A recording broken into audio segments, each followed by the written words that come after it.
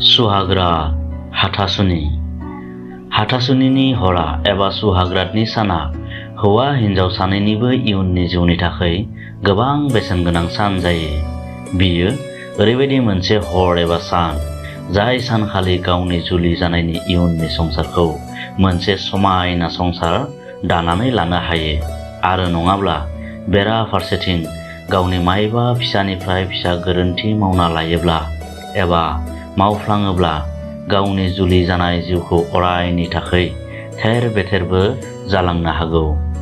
बे खोथाया बैबायदि परिस्थितियाव थि जयो जेराव हिन्जाव गोदाना आथोन जालायनाय एबा सेक्सनि सोमोन्दै जेबो मोनथिया एबा मोनथिथ'वा।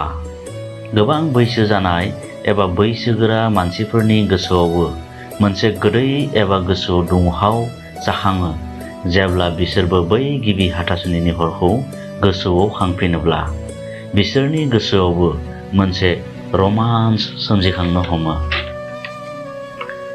आथोननि सोमोन्दै लिरनाय बिजाबखौ सोरबा हौवा एबा हिन्जावा फरायोब्ला बिसोरनि देहा सोलेराबो मोनसे मेवखांनाय फैयो, गोसोआ गुदुं जाखांबोयो। खायसे लाइमोनफोराथ' बेबायदिबो दं जायफोरा बिजाबखौ फरायखांनायनि उनाव बिसोरनि गोसोआव मोनसे सानखांनाय फैयो जे सुहाग्रात एबा हाथासुनिया मा, बै सानखालि मा खालामनांगौ, माबायदि खालामो। बेबायदि बिजाबखौ फरायनायनि जाहोनाव सोलेराव माबा रोखोमनि सानखांनाय फैयो, आथोन जालायनो लुबैनाय गोसोआ आरो गोबां जालांबोनो बा जाखांबोनो हमो। बेबायदि रोखोमनि बिजाबखौ फरायनानै हौवा एबा हिन्जावनि गोसोआव इयुननि सिमां बेरखांबोयो एबा बिसोरनि गोसोआव मोनसे सिमां नुजाफैयो। बैफोर सिमांनि गेजेराव हाथासुनिनि एबा सुहाग्रातनि सिमाङाबो लोब्बा थाफायो। जुलि लाखांनायनि उनाव जेब्ला हिन्जाव गोदानखौ हौवा गोदाना गावनि नखराव लाबोयो अब्ला बै समाव हिन्जाव गोदाना गावनि नखरनि गासैखौबो नागारनानै एबा परिबारखौ नागारनानै फैयो आरो हौवा गोदाननि नखराव गिबि खेब आगान होयो। बै समाव बियो हौवा गोदाननि नखरनि गासै मानसिखौनो मोजाङै मिथिजोबा एबा सिनायजोबा। अर्थात बियो बै सानखालि गावनि फिसायनि अनगायै रावखौबो मोजाङै सिनायजोबा एबा सिनायजोबनो हाया। नाथाय बेखौबो मिथिना लानाया मोजां दि बै सानखालि एबा हाथासुनिनि हराव बिसि फिसाय सानैबो गावजों गाव बिसोरबो मोजाङै मिथिलाया एबा सानैबो सासेया सासेखौ मोजाङै सिनायलाया। नाथाय थेवब्लाबो हिन्जाव गोदाना बेनिखायनो फिसायखौ गावनि सानना लायो मानोना बेजों लोगोसे बिहा जुलि जादों।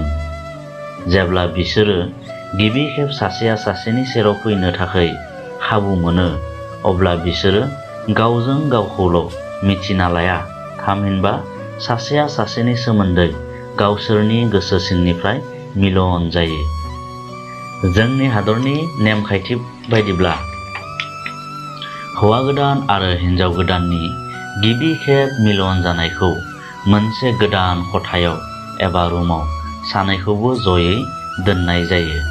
बेखौनो सुहाग्रात एबा हाथासुनिनि हर बुंनाय जायो। बिसोरनि जुलि जानाय संसारनि भबिष्यखौ एबा इयुनखौ बिसोरनि बे गिबि खेब हरा एबा हाथासुनिनि हरा थि खालामनानै होयो। बै समाव सानै मिथिज्लायै एबा सिनाय मोनलायै मानसिनि देहायारि सोमोन्दोल' नङा थामहिनबा सानै आत्मानिबो मिलन जालायो।